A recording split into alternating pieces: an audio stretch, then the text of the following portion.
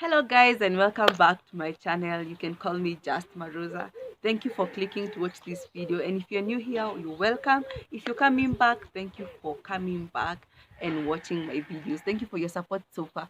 Guys, we are on the road to 200 subscribers. We started like 6 months ago. Guys, we need to get me to 200 subscribers and more. I said I'm not limited to that box, but for now every journey starts with a single step. So and now we are at the road to 200 subscribers. Anyway, hey, I'm here with some juicy story of how, guys, you have already said it in my subtitle. So anyway, guys, welcome and let's do this. So I say, wacha niwapeleke kwa story. So when I was in campus, I used to live in a hostel that didn't belong to the school. So in this hostel, I used to have a friend. Actually, she was my roommate, and we happened to be going to the same church.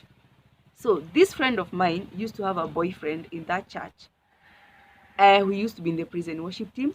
And then that boyfriend of hers used to have a friend who was in charge of the church van. So what used to happen after church? The boyfriend to my friend would offer her a lift back to the hostel. And because I was her friend and we used to go to the same church, same hostel, she would tag me along and we used to go together. Tuko pamoja hadi hapo. So what happened? We all became like friends. So because my friend is dating this boyfriend of hers, the church van guy didn't have someone and I'm here. So kinda ikakaa ni kama huyu ni wa huyu ni wa huyu. Although this guy who used to have the van never made any advances towards me ama story ya kunikatia or anything. So he kept it, even like I wouldn't say it was a friendship, it was like ile friendship ya umbali when beshte ya mtu juu ni beshte ya mtu, that kind of thing. So at some point we exchanged numbers, we used to chat like, hey, how is school, nothing, and nothing. There's nowhere a date came about at can I take you for a date, or like my feelings zika come up at any point. No, we were just like those just friends, hivyo tu, or church mates. So ikafika point me, I left school and I had to go back to the village. And upon coming back to the village, we continued communicating with this set of friends. And every time this guy would ask me, why don't you come back to the city and like look for a job and blah blah blah blah, just like that. And told him, in God's time, job itapatikana in what have you.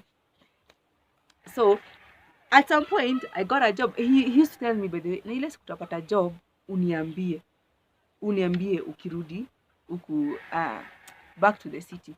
I said it's okay. So a job came by. I got a call and there was an opportunity. And so what I did, I called him and told him, by the way, the price you've been praying for me, kazi imepatikana. So he told me, oh, when are you coming for the job? And told him it is in this particular town, in the outskirts of Nairobi. And so it's not in the city itself. And told me like, when you come, please come and I'll do you the honors of taking you to that new place. So this particular place that I will not mention where it is was my first time going there, and I was being received by a relative I had never met.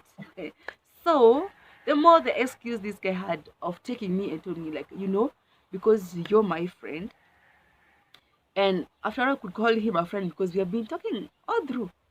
We kuja nitakupeleka, and as we go and as you go, because it's a new place. So si nikamcall, tukapatana katikati ya safari somewhere, na akanipeleka hadi tukafika kwa nyumba ya this relative who was supposed to host me. So he said like, now I'm comfortable leaving you because at least I've met this relative, we have talked, and for sure I trust she is your relative. I just want to make sure you are safe because dunia imeharibika siku hizi. Kumbe yeye ndiye dunia imeharibika. So it was, by the way, I reached very late in the night. And by the way, from the pickup place to where this relative was living, hata siku master njia, I would like easily get lost. Okay? excuse me. So si akarudi kwake na mimi nikaingia. The following day nikaanza job. So he used to call once in a while, how you doing, how is job? Job is fine, I'm doing fine, blah blah blah blah. So one day he told me, can I come visit you and see how you're doing and we catch up, not because you're near. Nikasema yes, you can come and say hi. So kaniuliza